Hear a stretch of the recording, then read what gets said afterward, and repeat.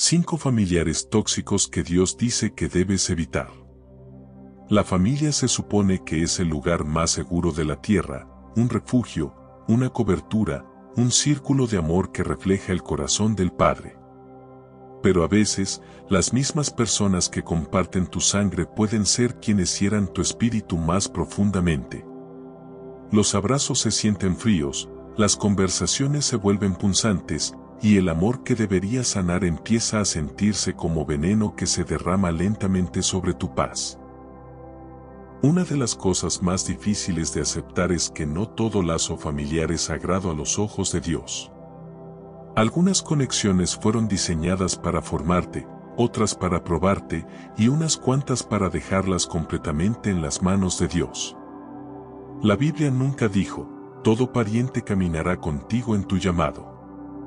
El mismo Jesús enfrentó rechazo en su propio pueblo, entre los suyos. Fue allí donde dijo, un profeta no carece de honra sino en su propia tierra, entre sus parientes y en su casa. Hay algo profundamente doloroso en ser incomprendido por quienes se supone que deberían conocer tu corazón. Intentas amar, perdonar, mantener la paz.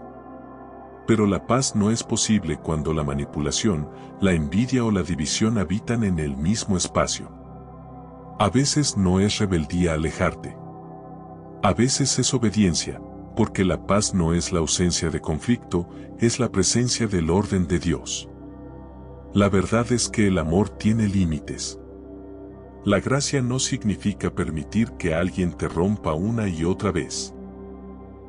La palabra de Dios nos enseña a guardar nuestro corazón, no a endurecerlo, sino a guardarlo, porque todo lo que eres fluye desde ese lugar. Cuando sigues tolerando lo que es tóxico, tu espíritu comienza a asfixiarse bajo cargas que Dios nunca quiso que llevaras. Llega un momento en que te das cuenta de que proteger tu paz no es egoísmo, es guerra espiritual. No estás peleando contra tu familia, estás peleando por tu destino. Y para hacerlo, debes saber a quién abrazar y a quién soltar. Así que hoy vamos a hablar de algo que la mayoría de las personas evita, la verdad sobre los familiares tóxicos según la Escritura. Porque la Biblia es clara, amar no significa esclavitud, perdonar no significa aceptar cadenas, y a veces alejarte no es darte por vencido con ellos, es dejarle a Dios el espacio para hacer lo que tú no puedes. ¿Y si Dios te está mostrando claramente a quién amar de cerca y a quién amar desde lejos? Escribe en los comentarios, Señor, muéstrame a quién soltar. Si este mensaje está hablando a tu corazón, suscríbete y acompáñanos cada día para seguir recibiendo palabras que afirmen tu fe. Lo que viene a continuación te va a confrontar, pero también te va a liberar. Número 1. El manipulador. El que tuerce el amor en control. Algunas heridas no vienen de manos de enemigos, vienen de manos de quienes dicen amarnos. El manipulador es ese tipo de persona. Y usa el afecto como carnada y la culpa como arma. Sus palabras suenan dulces, pero sus motivos están enraizados en el miedo y en el control. Tuerce tu lealtad hasta convertirla en una correa, manteniéndote atado a sus emociones, sus necesidades y sus expectativas. Puede decir cosas como: después de todo lo que he hecho por ti, tú eres el único que me entiende. Pero debajo de esas palabras hay una trampa, la presión de rendir, de agradar, de doblar tus límites solo para conservar su aprobación. Terminas caminando sobre cáscaras de huevo, con miedo de que un solo paso en falso rompa la poca paz que queda. No es el amor lo que están protegiendo, es el control. En la Biblia vemos claramente este espíritu de manipulación en la historia de Dalila y Sansón. Dalila fingía que sus peticiones eran actos de amor, cuando en realidad lo estaba guiando hacia la destrucción.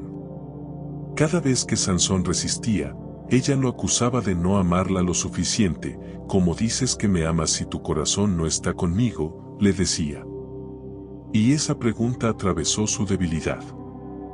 No fue el amor lo que llevó a Sansón a entregar su secreto, fue el cansancio de ser manipulado emocionalmente.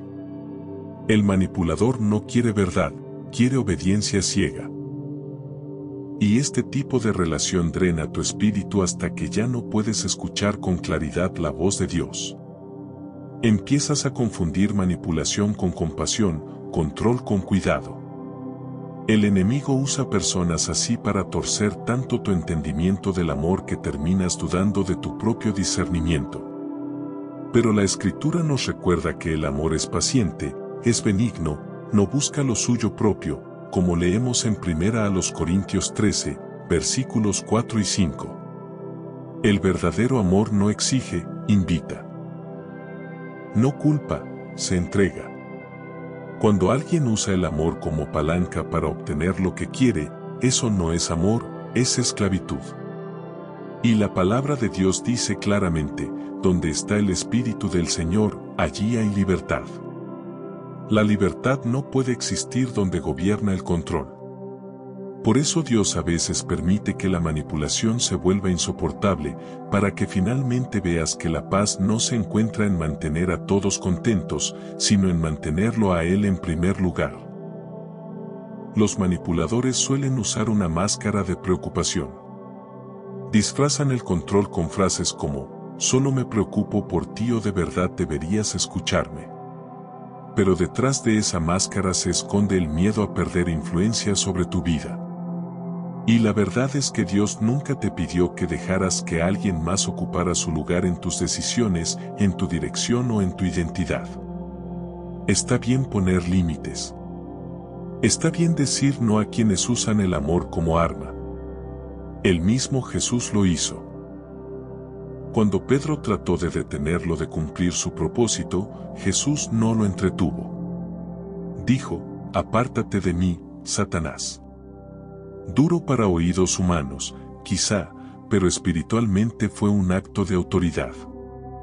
Porque incluso aquellos a quienes amamos pueden ser usados para sacarnos del camino cuando dejamos que la emoción pase por encima del discernimiento. El manipulador se alimenta de tu culpa, pero la culpa no viene de Dios. Lo que viene de Dios es convicción. La culpa ata, la convicción libera. La convicción te lleva al arrepentimiento y a la paz. La culpa te mantiene encadenado a la vergüenza y a la confusión. Cuando empiezas a sentirte constantemente culpable por elegir lo que es correcto, es una señal de que alguien está manipulando tu espíritu. Dios quiere que ames profundamente, pero no a ciegas, que perdones libremente, pero no neciamente. Cuando Jesús amó a Judas, aún lo llamó amigo, pero también supo cuándo dejarlo ir. En el momento en que Judas lo traicionó, Jesús no lo persiguió para explicarse, no le rogó comprensión. Siguió adelante hacia su propósito, aunque eso significara caminar solo. Eso es fortaleza en el espíritu, la capacidad de amar a alguien sin permitir que destruya tu paz. El manipulador convertirá tu compasión en obediencia forzada, pero el Espíritu Santo desenredará esas mentiras y te recordará que no estás obligado a quedarte donde tu alma se está asfixiando. Soltar no te hace de corazón frío, te hace obediente. Porque la verdad es que no puedes cargar tu cruz mientras cargas el control de alguien más. Suelta la culpa, suelta la presión. Ámales desde la distancia si es necesario, pero nunca permitas que la manipulación se siente en el trono donde solo Dios debe reinar. ¿Y si reconocieras hoy a ese manipulador y le entregarás a Dios el lugar que has dejado en sus manos? Escribe en los comentarios, Señor, libérame de toda manipulación. A veces la verdad más profunda es la que menos queremos enfrentar, pero es justamente la que más necesita nuestro corazón. Número 2. La víctima perpetua. La que se niega a crecer. Algunas personas viven en tormentas que nunca parecen terminar, no porque la vida solo les envíe dolor, sino porque han aprendido a encontrar identidad en su sufrimiento. La víctima perpetua es así, nunca asume responsabilidad, nunca reconoce su parte y nunca deja de culpar a otros por el caos a su alrededor.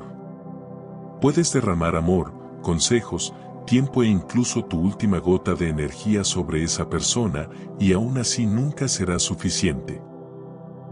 Porque la verdad es que no quieren sanidad, quieren lástima. Anhelan más la atención que la transformación. Sus historias favoritas son aquellas en las que fueron heridos, incomprendidos o abandonados. Retuercen cada situación hasta convertirse al mismo tiempo en el héroe y en el alma herida. Es agotador, porque sin importar lo que hagas, terminas siendo el villano en su versión de los hechos. Pero esto es lo que la Escritura nos enseña. Jesús vino a sanar a los quebrantados de corazón, sí, pero solo sanó a quienes querían ser sanados. Cuando se encontró con el hombre junto al estanque de Betesda, le hizo una pregunta que parece extraña: ¿quieres ser sano? En el Evangelio de Juan se nos dice que aquel hombre había estado paralizado durante 38 años. Y aún así Jesús preguntó, porque no todo el que sufre quiere liberación. Algunos quieren más consuelo en su dolor que libertad de su dolor. La víctima perpetua está atada por las cadenas de la autocompasión. Sus palabras están empapadas de negatividad, su corazón se alimenta de ser rescatado. Y cuando intentas ayudar, te arrastran a su tormenta y lo llaman amor. Empiezas a sentirte responsable de sus emociones, de su felicidad e incluso de sus decisiones. Pero eso no es amor, es esclavitud disfrazada de compasión. La Biblia nos advierte en Proverbios 29:1. El hombre que, reprendido muchas veces, endurece la cerviz, de repente será quebrantado y no habrá para él medicina. Llega un momento en que la continua negativa a crecer deja de ser dolor y se convierte en orgullo. Dios no puede sanar lo que nosotros seguimos justificando. Y cuando te unes a alguien que se niega a cambiar, su estancamiento se convierte en una carga espiritual sobre tu vida. Te dirán: eres el único que me entiende, o todos siempre me abandonan. Y porque tu corazón es tierno, querrás quedarte. Pero sus palabras no son un llamado a la conexión, son una trampa de dependencia emocional. Extraen tus fuerzas hasta que olvidas tus propias necesidades. Comienzas a confundir lealtad con esclavitud. Pero recuerda, incluso Jesús se apartó de personas que se negaban a creer o a escuchar. Los amó, sí, pero no les rogó. No persiguió a quienes rechazaron su verdad. El Hijo de Dios mismo dijo: «Y si nadie os recibiere ni oyere vuestras palabras, salid de aquella casa o ciudad y sacudid el polvo de vuestros pies», como leemos en Mateo 10:14. ¿Por qué? Porque dar continuamente a alguien que se niega a crecer drena la unción de tu propia vida. A veces lo más bondadoso que puedes hacer por una víctima es dejar de rescatarla. Permitirle que se quede a solas con sus decisiones, dejar que se encuentre con Dios en el silencio que sigue, porque tu ayuda puede estar interponiéndose en el camino de su sanidad. En el momento en que dejas de amortiguar sus consecuencias, finalmente sienten la convicción que conduce a la transformación. La víctima perpetua a menudo encubre manipulación con miseria. Dirán que has cambiado, que te has vuelto distante, que ya no te importa. Pero lo que realmente quieren decir es: has dejado de dejar que te drene. No permitas que la culpa te arrastre de vuelta a sus arenas movedizas emocionales. No eres su Salvador, Cristo lo es, y solo Él sabe cómo llegar a las partes de su corazón a las que tú no puedes. La palabra dice en Gálatas 6:5, cada uno llevará su propia carga. Eso significa que Dios espera responsabilidad personal, no un rescate interminable. La compasión sin sabiduría se convierte en codependencia. Y cuando tu corazón sigue permitiendo lo que Dios está tratando de romper, conviertes en ídolo el dolor de alguien. Alejarte de una víctima perpetua no significa que no tengas corazón, significa que confías en que Dios puede hacer lo que tu amor nunca pudo. A veces tu silencio habla más fuerte que tu consuelo, a veces tu distancia es el único idioma que despierta el arrepentimiento. Así que, si has estado cargando el peso de alguien que se niega a crecer, suéltalo. No los estás abandonando, los estás devolviendo a las manos de aquel que verdaderamente puede restaurarlos. Y mientras lo haces, encontrarás una paz que te recuerda que tu valor no se mide por cuánto puedes salvar. Y si reconocieras que no eres el salvador de todos y le entregaras a Dios a esa persona que no quiere cambiar. Escribe en los comentarios, Señor, te entrego a quienes se niegan a crecer. Antes de continuar, quiero compartirte algo que puede ayudarte mucho en tu camino espiritual. En la descripción te dejé el enlace a una guía práctica llamada Cómo escuchar la voz de Dios. Está diseñada para enseñarte, paso a paso, a reconocer su dirección en tu vida diaria. Si últimamente has buscado claridad, o sientes que Dios quiere hablarte pero no sabes cómo distinguir su voz, dale clic al enlace y revisa la guía. Puede ser exactamente lo que necesitas en este momento. Lo que viene en el siguiente punto puede abrirte los ojos a dinámicas que normalizaste durante años. Número 3. El divisor. El que destruye la paz y siembra discordia. Hay un cierto tipo de oscuridad que no siempre parece maldad. Se esconde detrás de sonrisas, detrás de un solo estoy siendo honesto, detrás de susurros disfrazados de preocupación. El divisor es esa oscuridad en forma humana, el que se alimenta de la tensión, que se siente vivo cuando las personas están enemistadas, que sutilmente destroza relaciones mientras finge protegerlas. Esta persona puede sentarse a tu mesa, orar contigo y aún así envenenar corazones a puerta cerrada. Retuerce palabras, exagera heridas y planta en silencio semillas de duda en cada persona con la que habla. Una a una, esas semillas crecen en desconfianza silenciosa. Las familias no se destruyen solo por explosiones repentinas, sino por la erosión silenciosa causada por la lengua del divisor. La Escritura no toma esto a la ligera. En Proverbios 6, 16 al 19 leemos que hay 6 cosas que el Señor aborrece, y 7 que le son detestables, y una de ellas es la persona que siembra discordia entre hermanos. Dios lo llama abominación porque la unidad es sagrada para Él. La división no es solo algo emocional, es guerra espiritual. El divisor no solo chismea, crea distancia entre corazones que Dios unió. Puede aparentar que le importa diciendo cosas como: solo pensé que debías saber lo que se dijo o solo te digo esto porque te amo. Pero el amor cubre, no expone. El amor construye puentes, no muros. Cuando alguien trae constantemente conflicto donde antes había paz, no está operando en amor, sino en orgullo e inseguridad. El divisor se alimenta de la atención y del caos. No soporta la paz porque la paz lo hace irrelevante. Así que provoca conflicto para sentirse poderoso. Y si no tienes cuidado, terminarás siendo parte de su red, arrastrado a conversaciones que roban tu gozo y desvían tu enfoque de la voz de Dios. La Biblia advierte una y otra vez sobre esto. En Romanos 16, 17 leemos: os ruego, hermanos, que os fijéis en los que causan divisiones y tropiezos contra la doctrina que vosotros habéis aprendido, y que os apartéis de ellos. Nota esas últimas palabras, que os apartéis. No dice que discutas, ni que los arregles, ni que los expongas, dice que te separes. Porque involucrarte con un divisor rara vez trae restauración, casi siempre alimenta su fuego. Cuando los confrontas, a menudo se hacen las víctimas o te acusan de exagerar.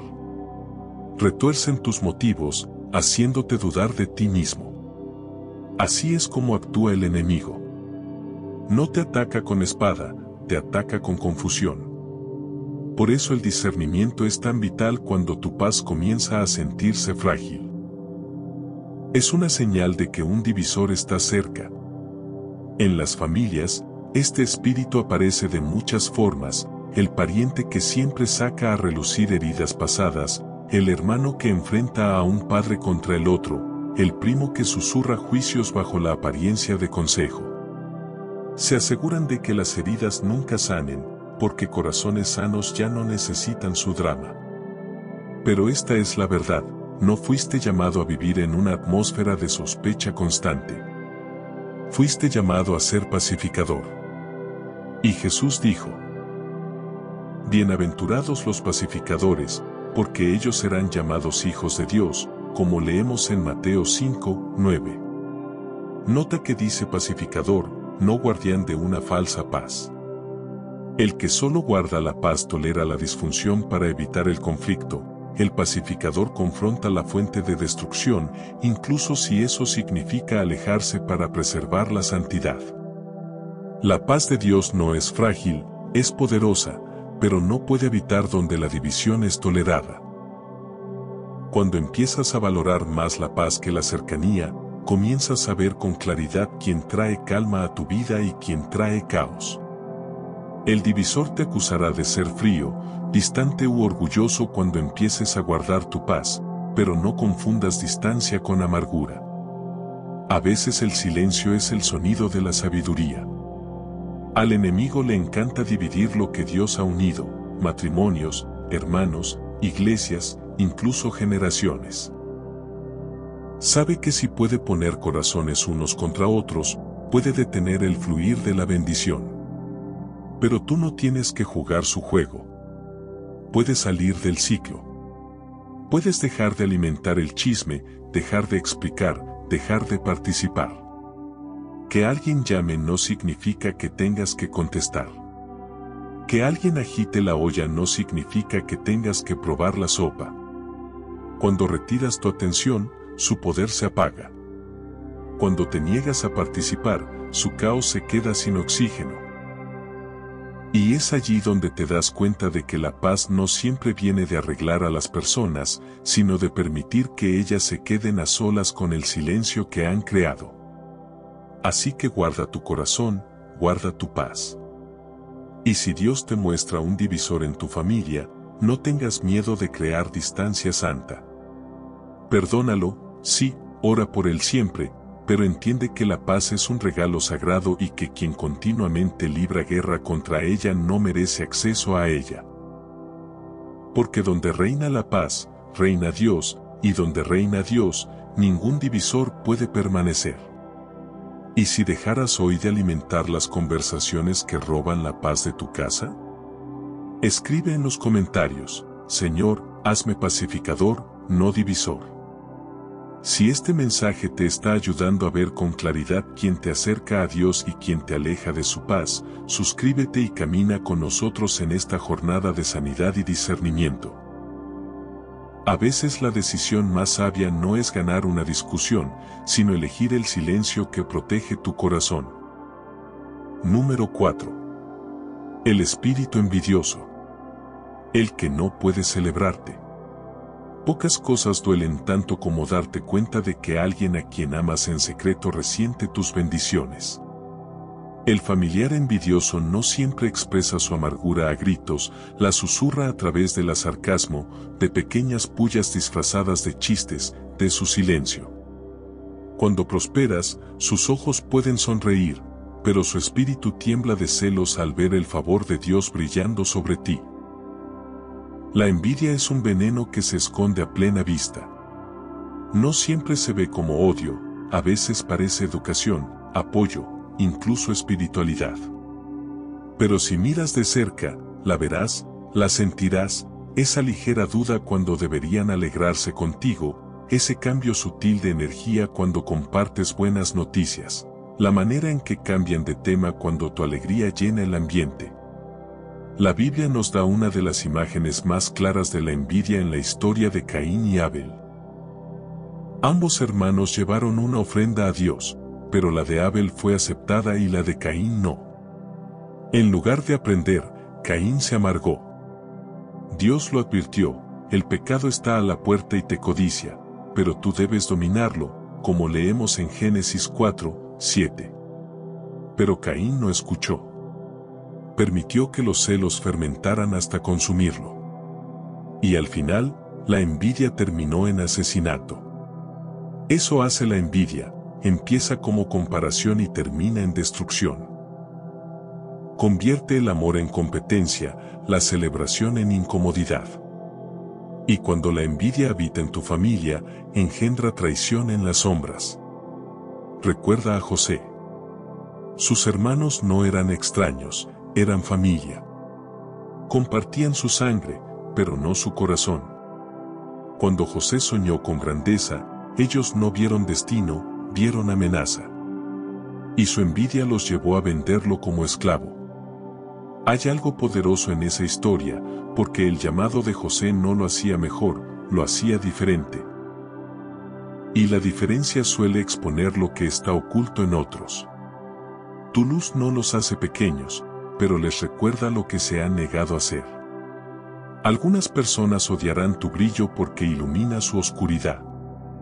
Se burlarán de tu fe, minimizarán tu progreso o hablarán a tus espaldas, no porque hayas hecho algo malo, sino porque tu crecimiento les incomoda. La Biblia lo dice claramente en Santiago 3, 16, donde hay envidia y ambición personal, allí hay confusión y toda obra perversa.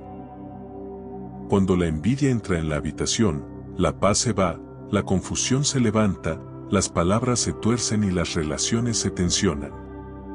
Por eso no puedes darte el lujo de ignorar los celos cuando los sientes, ni en ti ni en otros.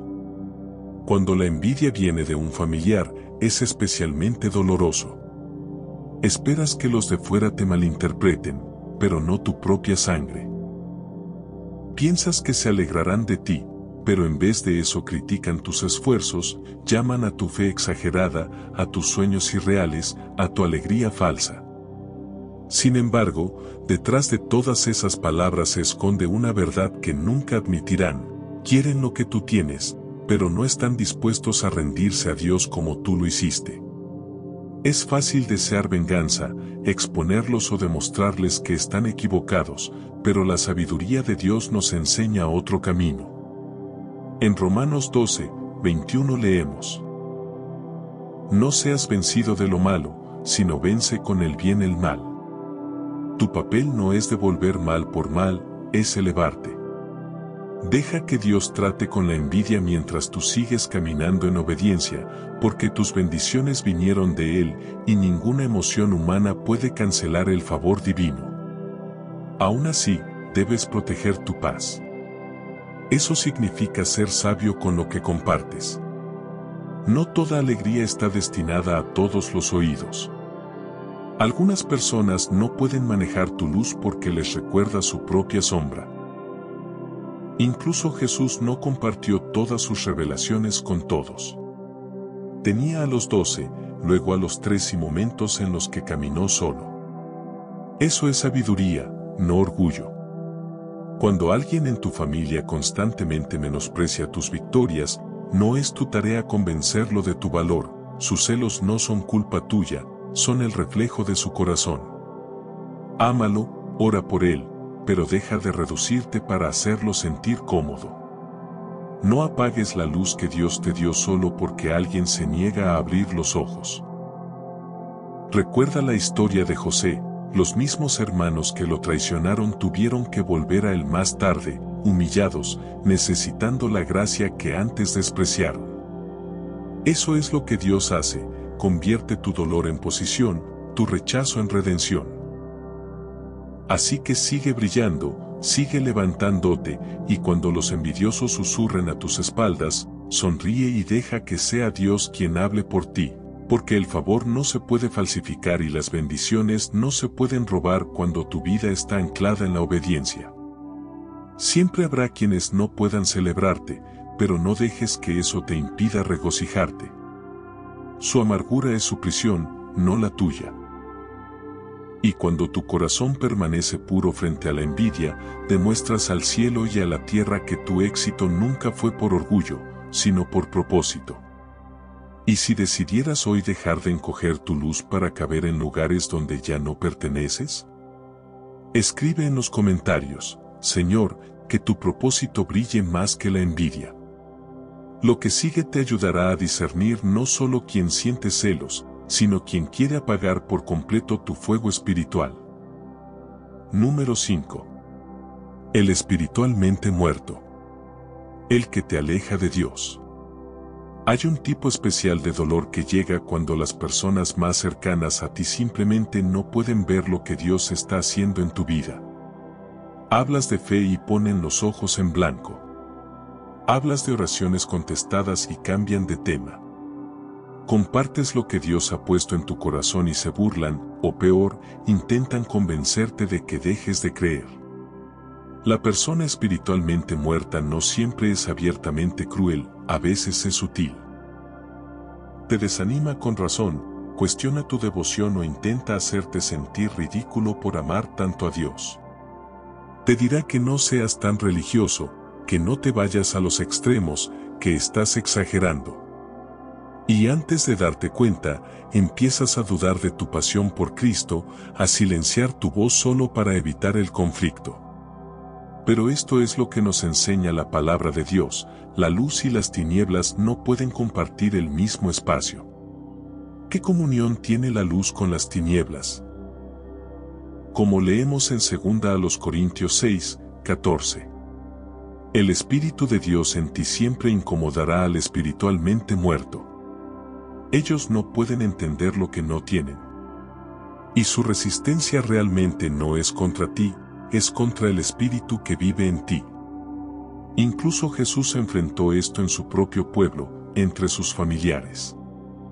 La Biblia dice que no pudo hacer allí muchos milagros a causa de su incredulidad, como leemos en Mateo 13, 58. Piénsalo. El Hijo de Dios mismo fue limitado, no por falta de poder, sino por la incredulidad que lo rodeaba. Así de poderosa puede ser una atmósfera de muerte espiritual. Cuando permaneces demasiado cerca de quienes se burlan de lo que crees, su incredulidad comienza a apagar tu fuego. Puedes amar profundamente a alguien y aún así reconocer que su presencia apaga tu espíritu. Puedes cuidar de ellos y al mismo tiempo admitir que su influencia hace más difícil que permanezcas enfocado en Dios. La Biblia no te pide que los cortes en odio, pero sí te llama a ser sabio. En 1 Corintios 15, 33 leemos: No os engañéis, las malas conversaciones corrompen las buenas costumbres. Eso incluye a la familia. Es difícil aceptarlo, pero a veces la oposición más peligrosa no viene de tus enemigos, sino de tu propia casa. Jesús mismo lo dijo: los enemigos del hombre serán los de su propia casa, como leemos en Mateo 10, 36. Y luego añadió unas palabras que suenan duras, pero cargan una verdad profunda: el que ama a padre o madre más que a mí no es digno de mí. ¿Qué significa eso? Que no puedes permitir que la lealtad familiar reemplace la obediencia espiritual. Si tienes que elegir entre la paz con las personas y la paz con Dios, siempre debes elegir a Dios. Porque cuando estés delante de Él un día, tu apellido no importará, solo tu fe. La persona espiritualmente muerta a menudo quiere que cedas para sentirse cómoda. Te pedirá que dejes de hablar de Jesús, que moderes tu adoración, que vivas normal. Pero en el momento en que apagas tu luz para agradarlos, tú también comienzas a morir espiritualmente. Al enemigo le encanta usar lo familiar para debilitar tu fuego. No necesita atacarte desde lejos cuando puede usar a alguien cercano para susurrar duda en tu corazón. Recuerda a la esposa de Lot. Dios les dijo que salieran de Sodoma, que se alejaran de una ciudad que representaba corrupción y muerte espiritual.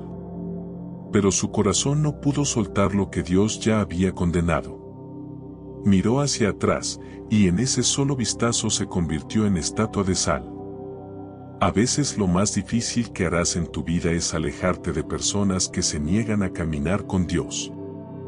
Pero tu obediencia puede ser lo que te salve de la destrucción. Alejarte no significa que dejes de amarlos, significa que amas más a Dios. Significa que confías en que Él puede obrar en sus corazones sin permitir que destruyan el tuyo. Jesús no rogó a todos que lo siguieran, dejó que algunos se alejaran y aún así cumplió su propósito. Esa es la misma paz que necesitas abrazar, sabiendo que tu llamado no depende de la aprobación de nadie. Puedes orar por los espiritualmente muertos, puedes mostrarles bondad, pero no puedes dejar que su duda se vuelva tu identidad. Sigue adorando incluso cuando no entiendan. Sigue creyendo incluso cuando se burlen. Sigue caminando en santidad incluso cuando te llamen diferente, porque lo eres, apartado, escogido, llamado por tu nombre. Si alguien de tu familia constantemente intenta apartarte de Dios por medio de distracción, tentación o desánimo, recuerda esto: tu batalla no es contra esa persona, es contra el espíritu que opera a través de ella. Y la única manera de ganar esa batalla es permanecer anclado en la presencia de Dios. Puede que pierdas ciertas relaciones por causa de tu fe, pero lo que ganarás será paz, claridad y fortaleza divina. Recuerda las palabras de Jesús en Lucas 18, versículos 29 y 30, nadie que haya dejado casa, o hermanos, o padres, o hijos por causa del reino de Dios quedará sin recibir muchas veces más en este tiempo y en el venidero la vida eterna. Los espiritualmente muertos quizá no te entiendan ahora, pero sigue caminando. Un día podrían ver al Dios que te sostuvo. Un día tu perseverancia podría despertar su propio espíritu. Hasta entonces, ámalos, ora por ellos y permanece firme en tu fe, porque la presencia del Dios vivo en ti es demasiado preciosa como para apagarla por nadie. Y si en lugar de bajar tu fuego para agradar a otros, decidieras hoy encenderlo más para agradar solo a Dios? Escribe en los comentarios: Señor, no apagaré mi fe por nadie. A veces la mayor demostración de amor no es quedarte donde te apagan, sino permanecer donde Dios sigue encendiendo tu corazón. Conclusión. Elige la paz, no la esclavitud. En algún momento, todo creyente se encuentra con esta verdad: no puedes sanar lo que Dios te está llamando a dejar. Los lazos familiares son sagrados, pero no todo lazo es sano. Y a veces lo más santo que puedes hacer es amar lo suficiente a las personas como para dejarlas ir. Jesús nunca dijo que amar sería fácil, dijo que sería costoso. A veces cuesta tu comodidad, a veces tu aprobación y a veces incluso tu cercanía con quienes se niegan a cambiar. Pero la paz vale el precio. Elegir la paz no es rechazo, es protección. Es decir, me niego a dejar que la disfunción me defina. Me niego a cargar lo que Jesús ya me liberó de llevar. La Biblia no nos ordena tolerar abuso, manipulación, envidia o división. Nos ordena amar, y el amor siempre protege, incluyendo la protección de tu propia alma. Así que no te sientas culpable por dar un paso atrás, no te disculpes por guardar tu paz. El mismo Dios que le pidió a Abraham salir de su tierra y de su parentela para cumplir su llamado, sigue llamando hoy a sus hijos a separarse de aquello que frena su crecimiento. Él no es cruel, es sabio. Sabe que el destino requiere distancia de todo lo que envenena tu espíritu. Perdona libremente, pero establece límites firmemente. Bendícelos, pero suéltalos. Ora por ellos, pero deja de permitir que su caos controle tu vida. Porque la paz es santa, y la santidad no puede florecer en esclavitud. Un día mirarás atrás y te darás cuenta de que proteger tu corazón nunca fue egoísmo, fue algo sagrado. No te fuiste para herirlos, te fuiste para permanecer entero, para permanecer cerca de Dios, para preservar el propósito que Él colocó en ti. Deja que el amor permanezca, pero permite que la sabiduría guíe. Y mientras lo haces, te encontrarás caminando más ligero, más libre y más cerca del corazón de aquel que dijo: Mi paz os dejo, mi paz os doy, no como el mundo la da. Esa paz silenciosa y sagrada, es lo que tu alma ha estado anhelando desde siempre. ¿Y si hoy decides soltar todo vínculo que te robe la paz que Cristo ya compró para ti? Escribe en los comentarios, elijo la paz de Cristo sobre toda esclavitud. Si este mensaje ha tocado tu corazón, suscríbete y camina con nosotros cada día en esta búsqueda de sanidad, propósito y paz en Dios. Lo que viene después en tu vida, caminando en obediencia y paz, será mucho más hermoso de lo que dejaste atrás.